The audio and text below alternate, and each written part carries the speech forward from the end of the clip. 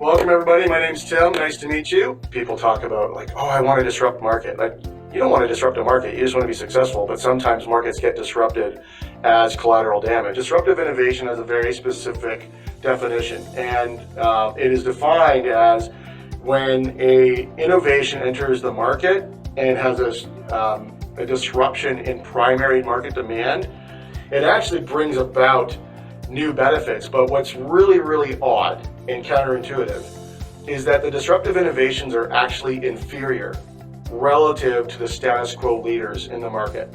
And from a competitive analysis perspective, why would we be worried about something in the market that's not as good as what we do, right? If we're superior, we don't have to worry. And that's kind of an old way of thinking in terms of competitive analysis.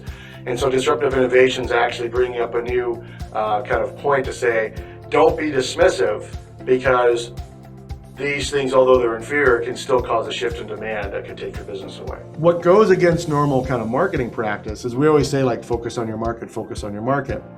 And we have a term that's called market orientation, which means, don't develop what the engineers can do, develop what the market appreciates.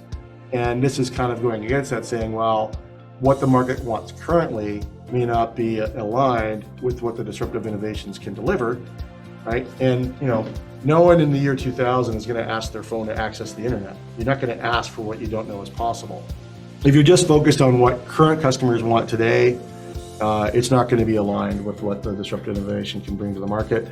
And again, the threat is really big when there's a very long development cycle, because you can't just reverse engineer 10 years of progress in a month.